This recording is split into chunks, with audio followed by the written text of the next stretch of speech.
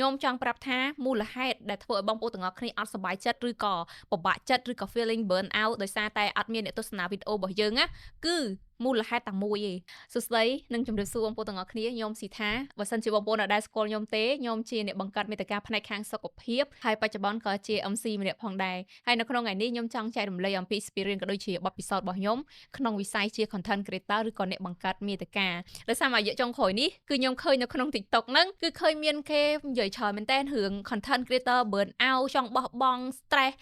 លែងចង់ធ្វើ content បន្តលែងមានកម្លាំងចិត្តលែងមានទឹកចិត្តអីអញ្ចឹងណាខ្ញុំចង់ប្រាប់ថាមូលហេតុដែលធ្វើឲ្យបងប្អូនទាំងអស់គ្នាអត់សប្បាយចិត្តឬក៏ពិបាកចិត្តឬក៏ feeling burn out ដោយសារតែអត់មានអ្នកទស្សនាវីដេអូរបស់យើងណាគឺមូលហេតុតែមួយឯងគឺបងប្អូនដាក់ការរំពឹងទៅលើវីដេអូនឹងខ្លាំងពេកបងប្អូនគិតថាវីដេអូដែលបងប្អូនធ្វើទៅនឹង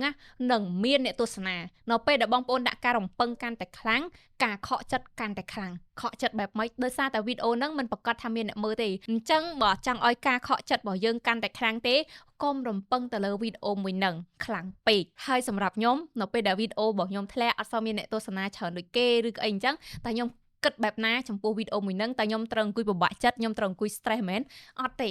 ខ្ញុំជាអ្នកបង្កើតមាតិកាម្នាក់ដែលខ្ញុំមានផ្នត់គំនិតឬក៏អាចនិយាយថាខ្ញុំមានចេតនាឬក៏ vision របស់ខ្ញុំតែងតែគិតថាការបង្កើតមាតិកាឬក៏បង្កើត content ឬក៏ការ post ជាវីដេអូរបស់ខ្ញុំចង់ចែករំលែកអំពីអ្វីដែលខ្ញុំដឹងអ្វីដែលខ្ញុំបានស្រាវជ្រាវដើម្បីឲ្យអ្នកទស្សនាគាត់បានឃើញអញ្ចឹងបន្ទាប់ពីខ្ញុំបានធ្វើអ្វីដែលខ្ញុំចង់ធ្វើរួចហើយខ្ញុំអត់ដែលរំពឹងទៅលើវីដេអូរបស់ខ្ញុំថាវីដេអូហ្នឹងនឹងដាក់ទៅនឹងផ្ទុះនឹងមានគេទស្សនាច្រើនខ្ញុំអត់ដែលរំពឹងទេដោយសារអីវាប្រៀបបីដូចជា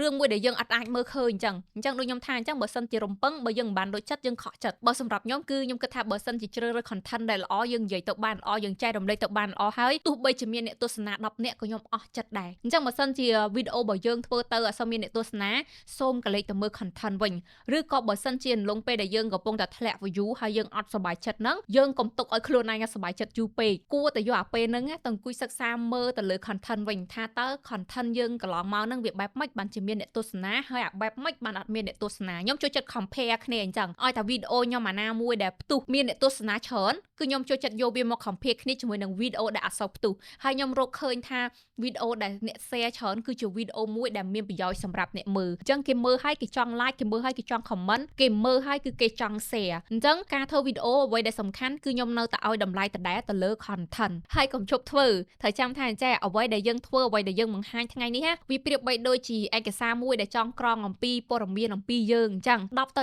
15ឆ្នាំក្រោយទៀតដល់ពេលដែលយើងត្រឡប់មើលការងារដែលយើងធ្លាប់ធ្វើយ៉ាងហោចណាស់ក៏យើងត្រឡប់មកទៅសើខ្លួនឯងវិញដែរថាអូយកាលហ្នឹងមិនដឹងយើងបកកែមែនបើយើងនឹកឃើញ content មិនក៏យើងមានភាពក្លាហានម៉េះ Yes ខ្ញុំជឿថាថ្ងៃណាមួយបងប្អូននឹងទៅសើមកលើការងារដែលបងប្អូនទាំងអស់គ្នាកំពុងតែធ្វើរាល់ថ្ងៃនេះអូខេអញ្ចឹងបងប្អូនមានចង្កល់អីផ្សេងៗទៀតអាច comment សួរខ្ញុំនៅខាងក្រោមបានខ្ញុំជឿថាមកវីដេអូនេះខ្ញុំនិយាយអត់ទាន់អស់ទេចាអរគុណច្រើនបាយបាយ